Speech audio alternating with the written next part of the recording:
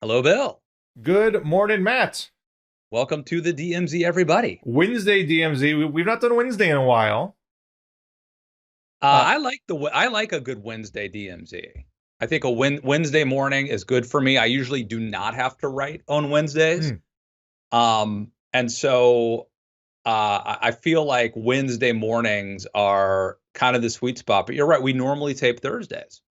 I like the middle of the week. It's kind of like where am I in the week? Where's the week going? I mean, Enough has happened in the week that I wonder what's going to happen on the second on the other side. Wednesday has a feel. Yeah. Tuesday doesn't have a feel. Wednesday has a feel, and it's a feel of it's not doneness. It's uh you know it's hump day. That's what it is. Um. So the biggest thing happening in Republican circles is this blow up between Congresswoman Marjorie, Marjorie. and Nancy Mace, which is fascinating to me because my view of midterms, and perhaps is a little tautological, that typically the president's party loses because when you're governing, the inherent trade-offs involved with governing splinter your majority coalition, and the opposition puts their differences aside to stay opposed to you.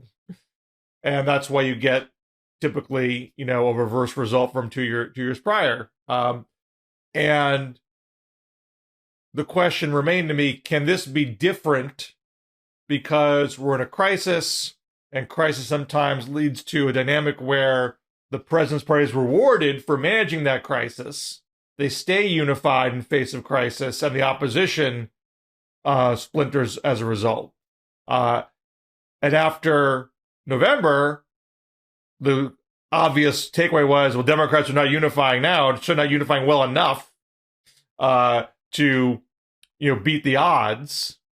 And Glenn Youngkin found a way to keep the Republican Party unified. So maybe they have a model for going forward, at least. And then a month later, here you are. Democrats have passed infrastructure, picking off some Republicans, and now Republicans are in like this totally idiotic, unnecessary circular firing squad because the Trumpist elements of the party just can't shut up. Yeah. I'm not that interested in this in terms of how it's going to impact the midterms, partly because I think it's so far out.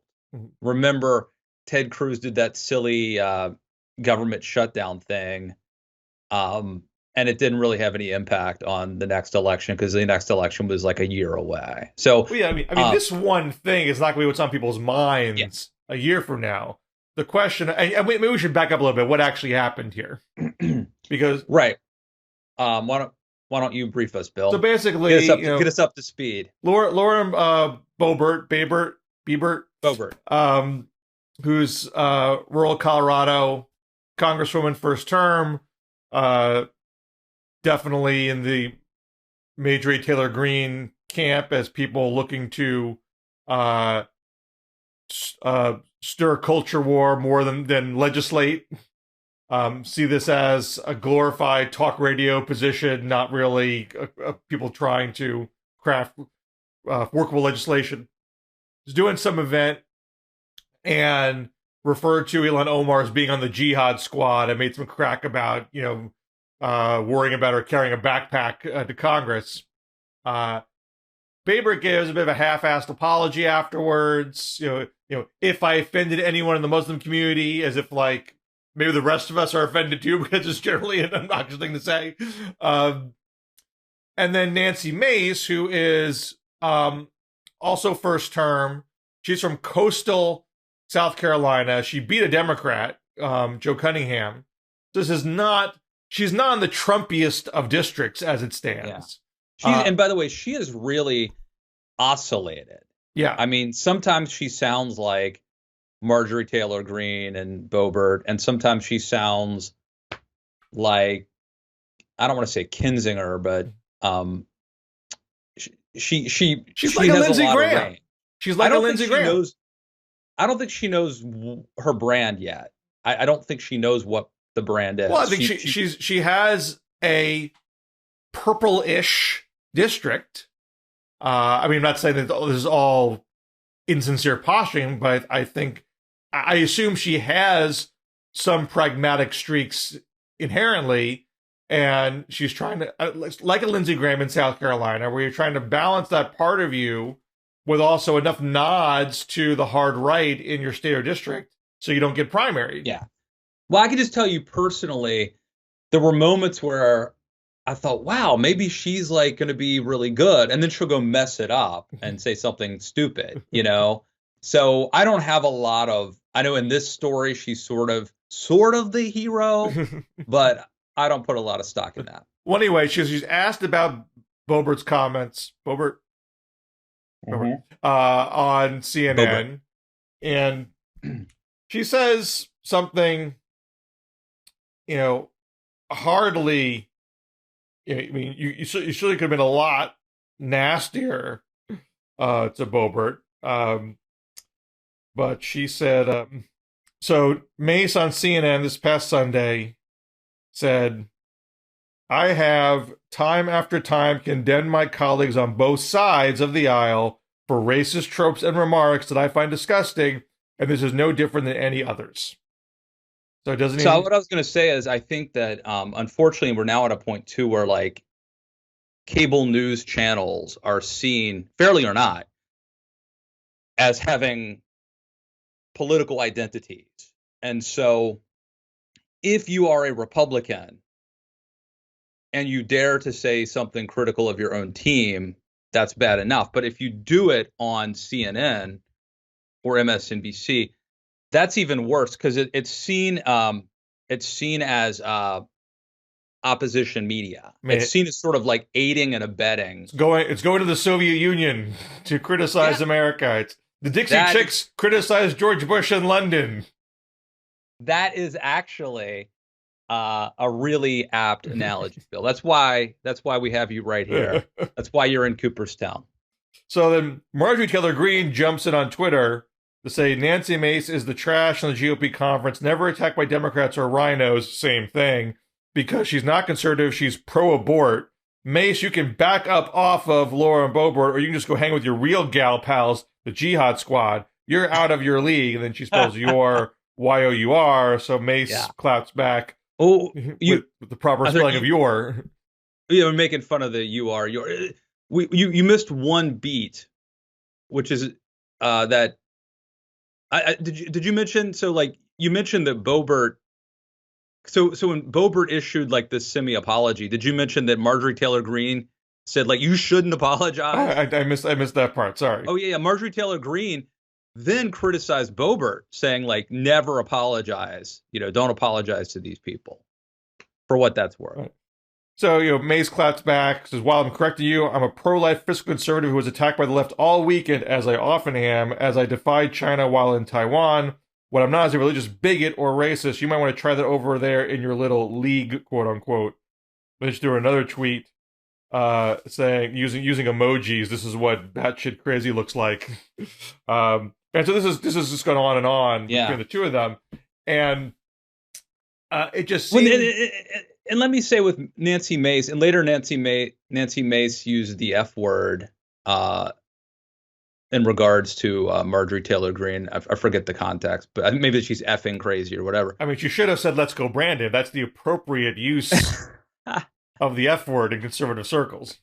But the thing is, Nancy Mace, it's sort of like when Rubio tried to fight with Trump, like, Nancy Mace in this story is sort of the adult in a sense, but she is also engaged, she is engaging in kind of wrestling in the mud as well.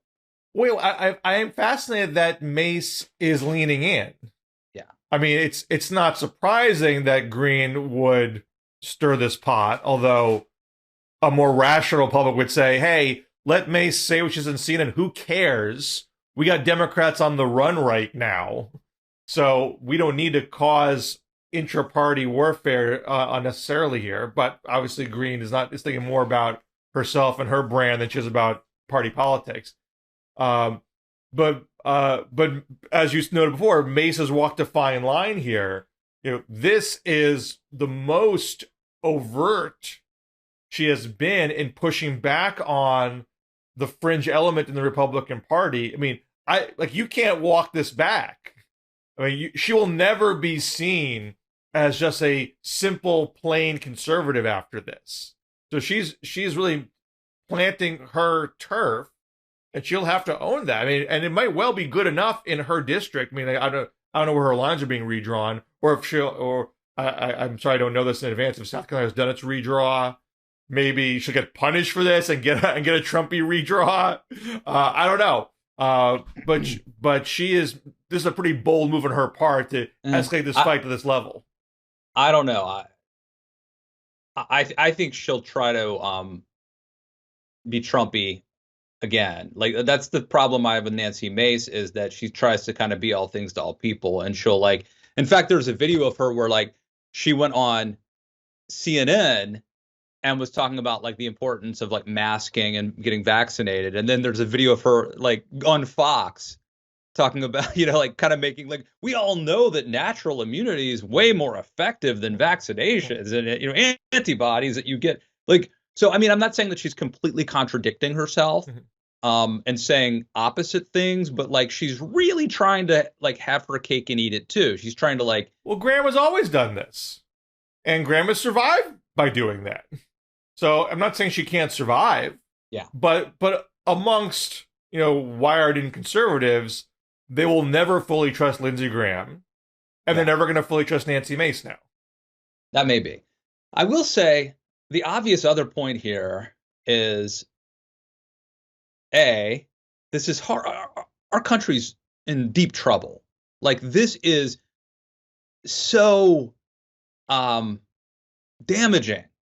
We have elected members of Congress who are really like high school girls. I mean, this is like Mean Girls. Well, and I don't think you have to gender this, because we see plenty of boys do the same thing. I criticize them too, but we're talking about, I mean, you've got the squad are 4 women, and now you've got this thing with Nancy. Now, look, Marjorie Taylor Greene said some of her things on Matt Gaetz's podcast. Okay, so maybe Paul Gosar went down this road too. Yeah. Well, I mean, there is a problem in our politics that is for men and women, and it's bipartisan, but this is childish and it's high school behavior. And the incentives encourage this. And I think that, part of what we're seeing is obviously people like Boebert and Greene are trying to, like, they're punching up in a sense. They're trying to, like, use Omar and AOC as a foil for them to get, for the Republican Mean Girls to get attention and publicity and buzz, right?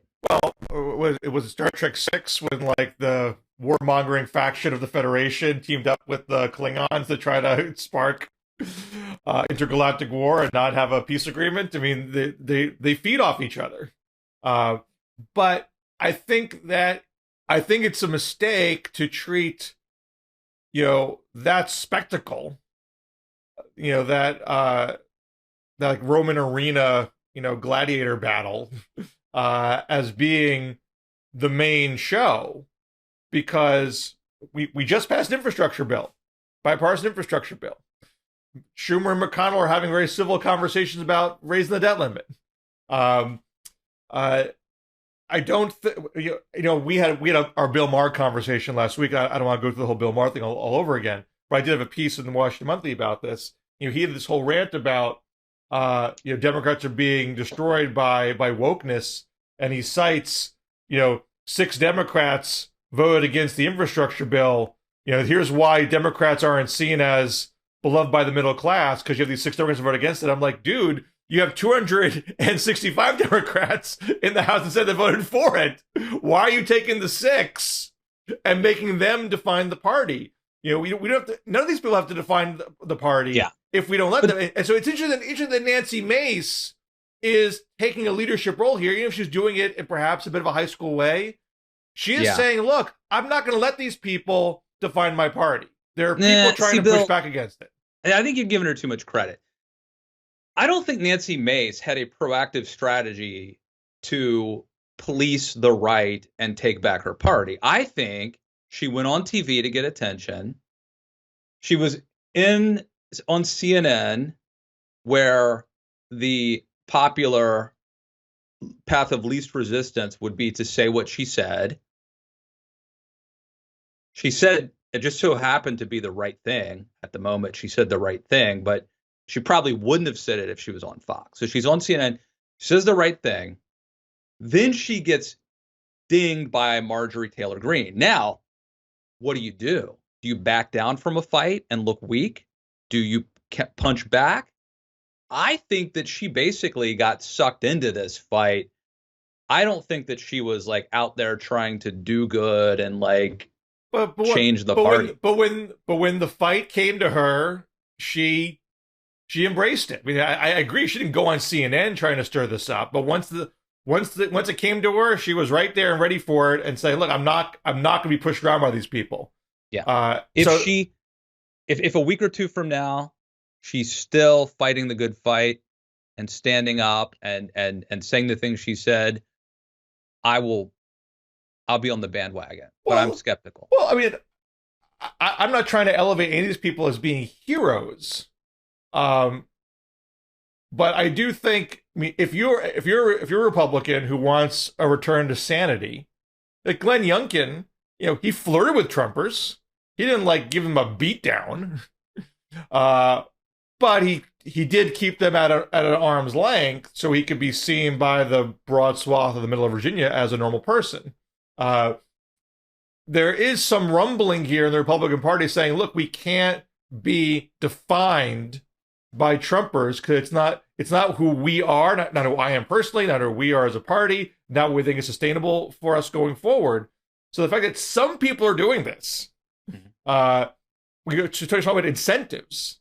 Some people are seeing the incentive for getting past this type of extremist behavior because it will drag the party down to the abyss. They can't survive being this way forever. So I'm going to go back to something you said a second ago, though. I mean, Bill, you're making the point that the vast majority of Republicans and Democrats are not Marjorie Taylor Greene, not Ilhan Omar. Well, at least in terms of Republicans, I don't want to be that glib about it. I think most people who are elected Republicans are not in that camp and don't want to be in that camp, if all things being equal. Whether it's having the rank and file level of the Republicans is maybe another matter. But the point I would make is, and I think you're right, but I also think it's kind of irrelevant because if you've got Marjorie Taylor Greene and Boebert and AOC and Omar and Tlaib, and they're generating a disproportionate amount of buzz and attention, and they're driving news cycles, right? Because there's an incentive to cover conflict and controversy and all that.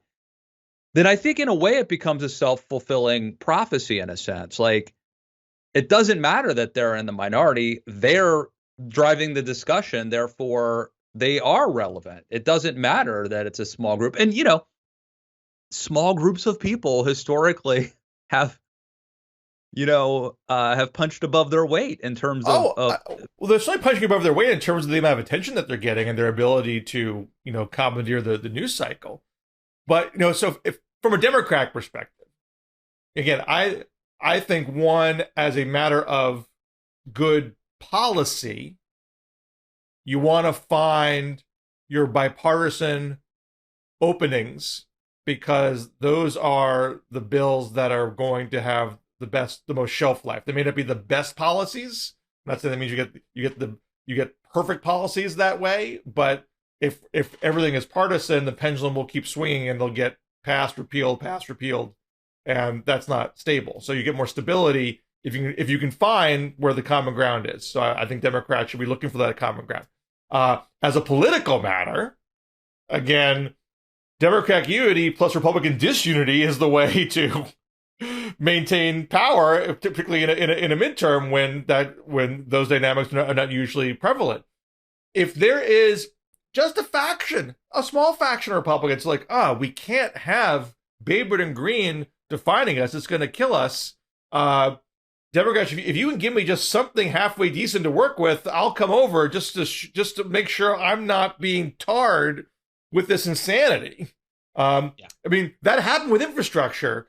I mean, you can say just barely, you can say just 19 senators and just 13 House Republicans, but that was enough one to get the bill passed, enough to make Trump mad, enough to stick in, I think, Taylor Greene's craw that she wants to have these sorts of fights. The problem for 2022 is it's not obvious what the next thing is. No one's really queued up the next round of bipartisan successes. But I think there could be things to pursue if people, stand up and actively pursue them. And the more the Republican infighting there is, I think the more opportunity there will be to find 10 senators and a handful of House Republicans saying, look, we need to be adults here. Yeah.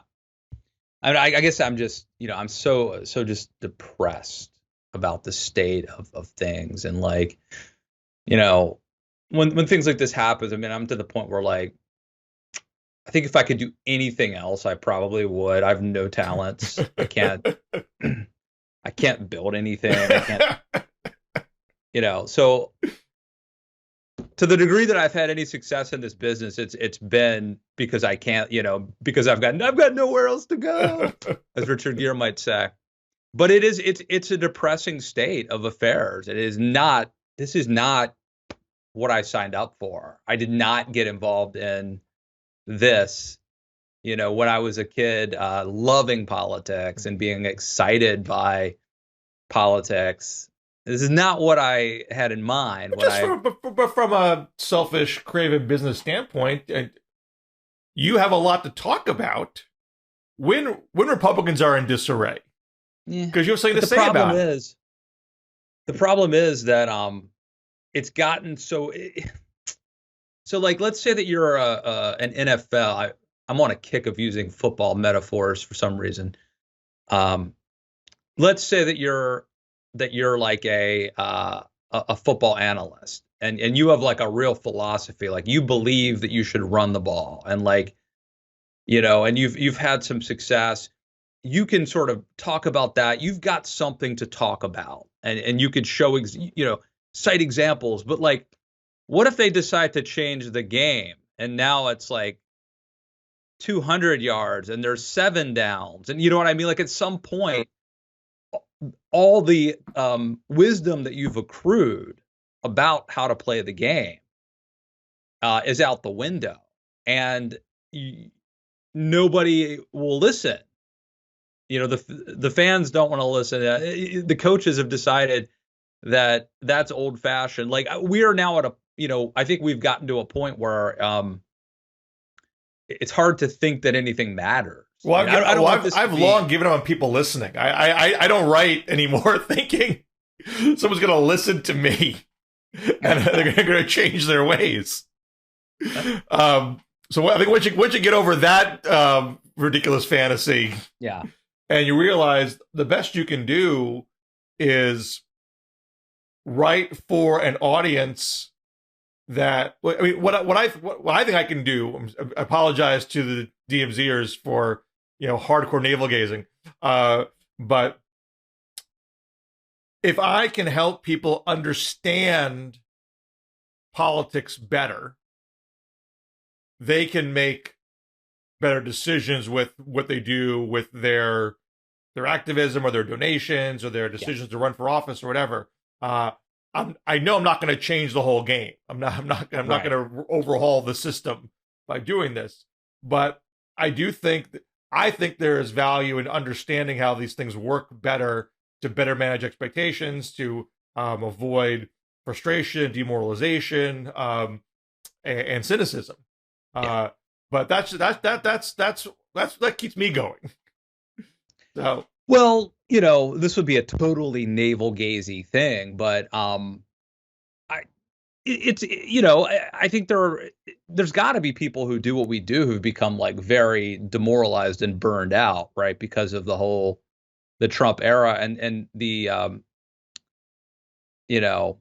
now with the I'm covering like Boebert and Marjorie Taylor. It's laughable that this is it's depressing. Like, if you care about democracy and the health of democracy, then covering politics today is sort of like covering like a mass shooting every day or some sort of tragedy, and Bill, look, I know there's some people who think that because politics is so important, that you shouldn't view it as a hobby, that it shouldn't be fun because these are issues that have to do with, morality and politics is important, but it also used to kind of be fun. And I don't, and it's just, it's so often like sad now. You can laugh at some of the stuff going on, but it's so serious. So anyway. Well, I think it's all going to be okay very soon because we have a white knight, we have a savior in Dr. Oz. Dr. Oz is coming. Yes. To fix the Republican Party. I'm starting to sense a common thread throughout this episode, Bill, but go ahead. You don't feel like Dr. Oz is going to, a guy who doesn't even live in Pennsylvania. Who was like glomming on like his parents' house for his residential address. Isn't he going to be the one that takes back the Senate for Republicans and throttles the Biden administration and cues up a Trump resurgence in 2024 and everything's going to be okay? Well, he could win. I mean, I think that much is true, Bill. Just putting on the political analyst hat. Do you agree that he at least has a shot? I mean, after Trump, you can't discount anybody, but I would think he would have a hard time in a primary. Look, I don't know.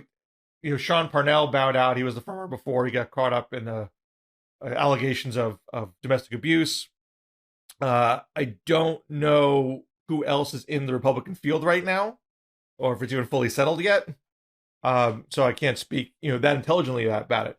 But I do think that it is hard for people who've had no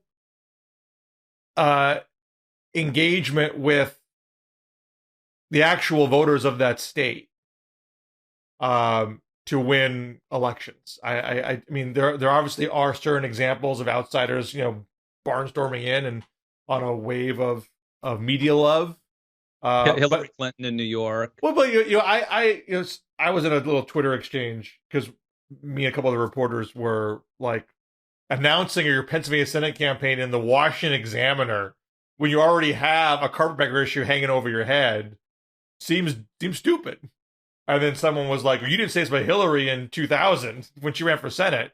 And, number one, I wasn't a professional political writer 20 years ago. But, Hillary Clinton was acutely aware that she was very vulnerable to a carpetbagger charge. And she did this multi-week listening tour before she announced to try to say, hey, I'm part of the state. I'm admitting I don't know everything about this state. I want to learn from you about this state. I want to build these bonds with you and then make my decision. And you could say that's obvious bullshit. Yeah. But nevertheless, she did it. She went through those motions. At least go through the motions and do the work. And it worked. She was able to pull it off. And of course, in New York being a very blue state, so like once you can, if you can clear the primary field, I don't remember if she had a primary challenger, if she cleared that field ahead of time. And once she did that, the Senate, not that Republicans haven't won Senate races because they used to do better in New York at the time, Altamado and whatnot, but was still a blue leaning state. So the hard part was getting through the primary. Pennsylvania is not a hard red state; it's a purple state. So he's got two big challenges to worry about. And if there's some other Pennsylvania Republican who's got better grassroots bona fides, that puts Oz at a disadvantage. So it doesn't. I mean, maybe he'll do the things he needs to do to build those bonds, and it could well be that we are so far removed from all politics as local that the Pennsylvania Republican primary electorate just wants someone who's going to, drive the media bonkers, and that's good enough for them. I mean, I'm not on the ground well enough to be able to say that confidently that that's not the case. But I certainly wouldn't put all my chips on it. Yeah, and he's gonna have money. He's gonna have name ID. He sort of looks the part of a politician. He's a doctor. Every time I see him, I think Jason Bateman in Arrested Development. I can't separate the two. That's a good look. Jason Bateman's a good looking guy. So he's a doctor. No, again, you could say that's like Ben Carson was a doctor, and he only took it so far. So, but anyway, I mean, it seems to me like he has a shot. Now, who will he likely face in the general? Well, every time I talk about Pennsylvania, this is a fascinating thing about sort of me and the Twitter sphere. I've brought up John Fetterman a lot. This is the guy who's like super big. He's like 6'6", big bulky guy. He's got tattooed arms. He was mayor of Braddock, which is a Western Pennsylvania, hardscrabble city. And so he has this sort of vibe as true blue collar Pennsylvania, though he does come from, wealthier stock. He's pretty Bernie-ish in his politics. He's very big on legalizing marijuana. He hates the filibuster. Fetterman's just good copy. He's an interesting guy. He's a character. So he's fun to talk about, number one. And number two, I think he has a leg up over Connor Lamb, and these aren't the only two candidates, mind you. There's an African-American guy named Malcolm Kenyatta, so he could well have a shot at this too, and I think a few other lesser names. But Fetterman and Lamb could talk about the most. And every time I bring up Fetterman, I get people yelling at me in my feed that I'm disrespecting Connor Lamb. And it's like, where did this moderate Twitter sphere come from? And why are you yelling at me all of a sudden? And I don't discount Connor Lamb, but I do think Fetterman has a leg up here, and polling backs this up. He's a statewide official. He's run statewide before. He ran statewide twice. He had a losing Senate primary campaign, and he won lieutenant governor. So he's got the name ID. He's got more networks. He's got more personal relationships. Connor Lamb, I've argued many, many times that the moderate candidate often has a leg up over the progressive candidate in Democratic primaries, depending on the exact place. But we've seen this in congressional races, Senate races, mayoral races, governor's races. That's generally true. But Connor Lamb is a congressperson who's never run statewide before. So I think he has a name ID issue and a personal relationship issue. I mean, not that it's not surmountable, but I don't think Fetterman is the usual left-wing candidate. He's got a brand and a style that's very effective, and I think he's not Dennis Kucinich. He's more interesting than that. And so I think Lamb is running uphill right now. I mean, not that he can't win, but I would still lean towards Fetterman winning this primary as it stands. And if it is Fetterman v. Oz, that is one marquee Senate matchup. Yeah, it could be a really interesting race in Pennsylvania. And the other thing too, Bill, is it seems like, I know Dr. Oz is not an A-list celebrity. He's not Tom Cruise, okay? Well, Ronald Reagan wasn't A-list either. But he's also not He's not Pat Boone. Mm-hmm. So, like, it seems to me like the GOP is starting to attract more celebrity, like for better or worse. Someone like Dr. Oz, I think in the old days would have been if he got involved in politics, it would have been as a Democrat. There's the Republican Party in the Trump era has, and probably because it's shed a lot of the social conservative stuff, it's become more of a party. I think that, it's become much more of a vulgar party, but it's also become a party that is attracting, among other groups, maybe more celebrities. What do you think? I mean, like, there always were Republican celebrities. I mean, there's Ronald Reagan, of course. There's Fred Dalton Thompson. There's Sonny Bono. Athletes are Charlton Heston. Yeah, well, he didn't run. He's really, but like J.C. Watts, Jack Kemp. There always were athletes and a certain kind of conservative, movie star celebrity that were comfortable being Republicans. Jim Bunning, another athlete. So what I think is a little different now, perhaps, is the amount of, maybe the amount of dues being paid. Like Sonny Bono was a mayor, Clint Eastwood was a mayor. Jesse didn't run as a Republican, but he was a mayor. I forget what Jack Kemp did before he was a congressperson, if he did anything else in between running. But see, running for Congress still is like lower. I think Kemp, I think right after football, he got, I think he like did something like in politics. Like, I think he might have interned or something.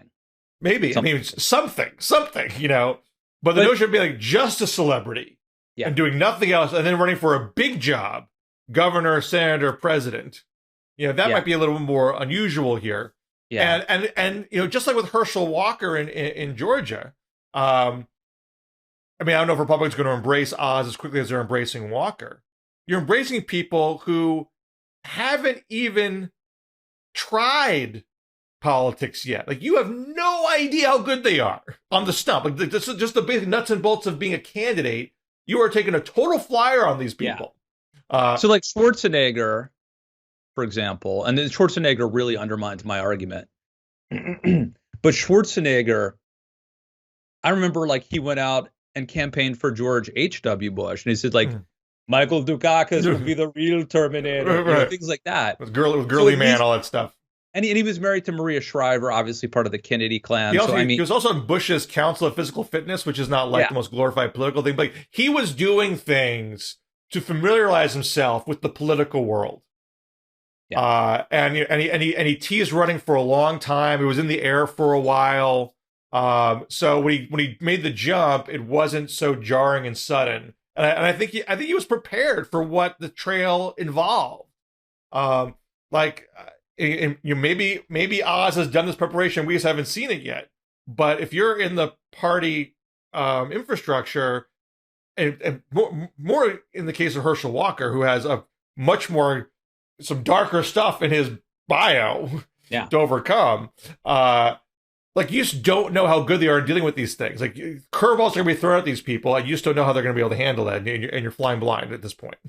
Now, what I think is interesting is the people who turn to Republican politics after they've exhausted all their options. I mean, like, Sonny Bono was not at the peak of his career when he became mayor of Palm Springs or whatever, and then became a congressman. Same with Reagan, and arguably same with Schwarzenegger. Right. Well, I think Schwarzenegger was he wasn't in his prime, but I think he was still pretty relevant, still a bankable commodity. But yeah, it tends to be people like, after they retire from baseball, after they retire from football. But Dr. Oz, I mean, I don't know. Like, part of my problem is, like, just like I never saw Donald Trump's TV show, I've never actually seen the Dr. Oz TV show. Because, like, why would I be watching that crap? But apparently it would be really beneficial to my, political punditry if I watch stuff like that. But it seems like he's still relevant. Like, he is doing, he could still be out there doing. Oh, yeah, I see his mug every time I go to the grocery store on some glossy magazine thing. He has all these different, how to live your best life, how to eat properly type stuff, on the checkout aisle. Yeah. So yeah, he's not past his prime as far as being a media figure is concerned. So, I mean, I think that is interesting because a lot of these people were like, well, I'm 50 years old. I can't pitch anymore. So I might as well run for office. It's sort of like grasping at something. Whereas with Dr. Oz, and I think Donald Trump too, I mean, wasn't Trump still making those shows? Didn't he have to like leave that to run? Maybe I'm wrong. With The Apprentice. Yeah. Yeah. He was in there was some talk. I mean, it was like Celebrity Apprentice or something. Right. Yeah. But he could have kept milking that if he wanted to. Mm-hmm. For what it's worth. I mean, I don't know. I think that's a shift maybe from the old days where like it's sort of like people only find Jesus when they're in jail. People only find the Republican Party like why, and I realize 9/11, what I'm about to say isn't completely fair because I think 9/11 changed things, but like it would have been real nice if Dennis Miller had been promoting conservatism when he was on Saturday Night Live or Victoria Jackson, or go down the list. Like they're never, as a conservative, it was always like, it was never the person who was actually in their prime who was relevant, who was promoting conservatism. That was like what they discovered after they needed, a second act or something. But in the case of Dr. Oz, he is still relevant. I know you got to jump soon, but is there anything else you want to talk about before we call it a week? Well, no. There's a lot of things we could talk about. The Dobbs case is as we're speaking, it's going to be argued today. Mm-hmm. I don't think there's anything new for us to say yet, except that it could be a big deal, obviously. Mm-hmm. There's the whole Chris Cuomo dust up over at CNN. Mm-hmm. Probably best that I not weigh in. Although I would just say, always nice to me for what that's worth, which is not much. But I think the main thing I want to say, Bill, is that at least according, knock on wood, according to my schedule, we will be back in the DM Zoom later this week, right? Our Fridays align, correct? We have scheduled for now, good Lord willing, a DM Zoom call with our Patreon supporters this week. This will be the first time in like a month that we've done this, Bill. That's right. Which is all your fault. I'm going to take 60% of the blame. But all is well in the world. The DM Zoom is back. So those of you who haven't had the chance to be part of the mix, all you got to do is chip in to one of our Patreons. It's going to be as little as $1 for the cost of a cup of coffee. For the cost of just a cup of coffee, you can be on the DM Zoom and have a rarefied conversation with the leading lights in American political punditry. So yeah, one thing to note quick: the report here in Massachusetts that Charlie Baker is not running for re-election. So tectonic plates are shifting. Pat Leahy not running in the Senate in Vermont. Baker is the governor. Yeah, Republican. Yeah, one of the most popular governors in the country. Wildly popular, right? Yep. And now his numbers have sagged recently with the pandemic. So again, we talk about Biden's numbers being hit hard by the pandemic. I don't think it's unique to Biden. I think all people in power, there's a frustration with the pandemic that people in power are getting tagged with, and particularly amongst Massachusetts Republicans, of which there aren't that many, of course, but. They are looking at Baker much more like a Democrat. Like they're not enamored with him. They're not thankful that they have the chair of the governor in Massachusetts. What's this good for if he's not going to be a Trumper? If he's going to act like a regular Democrat with his vaccine mandates. So there's been a little bit of polling because he has a primary. He would have a primary challenger, and he was losing the primary in a couple polls. Wow. Baker wins not because there's a lot of Massachusetts Republicans. He wins because he gets the votes of the unenrolled independents and some Democrats. He hasn't had a real primary challenge. He had nominal ones before. And he said yesterday or Monday that he wasn't going to run as an independent, which he usually did. He probably could win, but he said he wasn't going to do that. And if the rumors, how many terms has he had? The 2. He's had 2 terms. He's my sense of him, and I'm not saying I'm not a fly on the wall, of course, but he didn't have any elected positions before. He had some executive branch appointed posts, and he was CEO of a healthcare company. I never got the vibe from him that he was like in this forever. That he wanted to be governor forever, and this whole identity was wrapped up in it. I mean, 8 years, leave on top, have a nice life, strikes me as a logical trajectory for him. That's the way it ought to be, honestly. I think that's what the founders envisioned. And you shouldn't define yourself. It's so sad, people who they can't give it up, man. They can't leave, you know? But the interesting question for Republicans is now, I mean, here's a guy, I mean, in a reasonable, rational world, this guy would be a golden presidential candidate. Here's a guy who could maybe pick off a few blue states and lead you to the promised land, but he's a social liberal. He's pro-choice. You couldn't necessarily trust him on judges to overturn Roe, though it might be overturned by the time he gets there. You know, if so, no one thinks he could win a presidential primary, and it'd be hard for him to win a Senate race, like it was hard for Bill Weld to win a Senate race, and hard for Scott Brown to win a Senate race when it wasn't a special. So he's probably going off into the sunset, even though Republicans should be like begging for him to be like the face of their party. Well, there's always Larry Hogan. Well, and Glenn Youngkin also could be someone who gets looked upon for as a national candidate. But we have a history now of Republicans dominating New England governor's seats. But it's starting to weaken because you lost Maine. Paul LePage, couldn't hold on, and now you might lose Massachusetts. So, I mean, Massachusetts, I can't tell you that they won't keep it because his lieutenant governor, Politico, could well get elevated. But the Democrats have a pretty strong potential candidate, Maura Healey, who's the AG. AGs have a pretty fraught history of getting elevated in Massachusetts. But she has yet to be tagged with any kind of big controversy or scandal. And I think the assumption is that she would run if Baker didn't. She hasn't announced yet, but my guess is she will announce soon and now. And she'd probably be tough to beat in the primary, and could well be very strong in a general. But you certainly can't count on that. But if it is the case that she does become governor, or some Democrat becomes governor, is the life of the New England Republican moderate governor seeing its last days? All right, everybody. And on that note, follow us at DMZ Show on Twitter.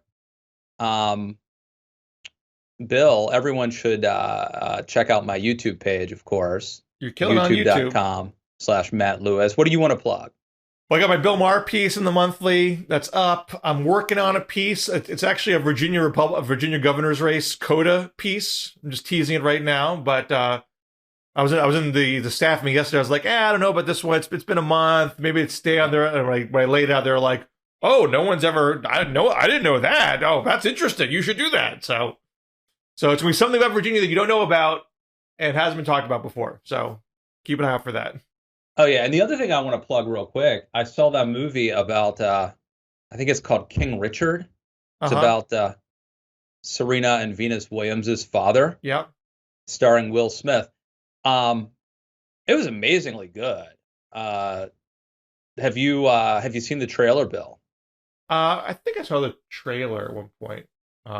I've been dipping into Get Back on Disney Plus. Oh yeah. Have you watched that yet?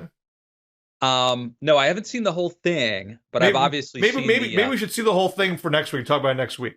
I don't know if I'm gonna see the whole thing, but I did see the clip of Paul McCartney kind of on the spot coming up with the song "Get Back." See, I'm not blown away by that. I was like, wow, that's how Get Back happened. I'm like, this is why I don't really like Get Back. This is why I'm a Beatles guy, but I don't really care for the last couple albums. That I mean, they're not all bad, but they're not the ones I get the most excited about. I'm like, yeah, you half-assed this really basic rock song because you were struggling to come up with material. I'm not. I mean, that which is interesting to me, but it's not, I'm not like amazed that's how that song got created. Yeah. Well, I think I think it's fun to have the footage to be able to see the conception of the song that went on to become a big hit. Absolutely. And Yoko's there like knitting or reading the newspaper and like so. But King, I will say, probably not going to watch the whole Get Back thing. Do recommend, highly recommend King Richard. Although, he was a very complicated dude. And the movie shows that he was a difficult, weird guy.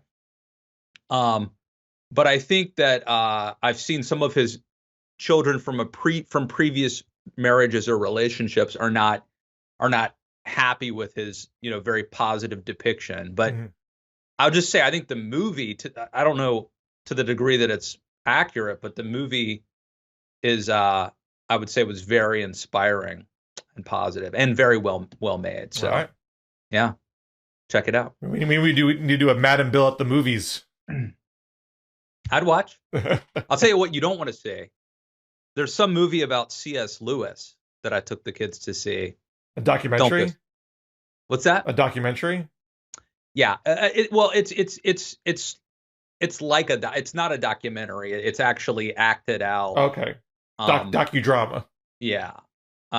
Don't go see that. Because it's bad, or because it did not portray C.S. Lewis in a way that you liked?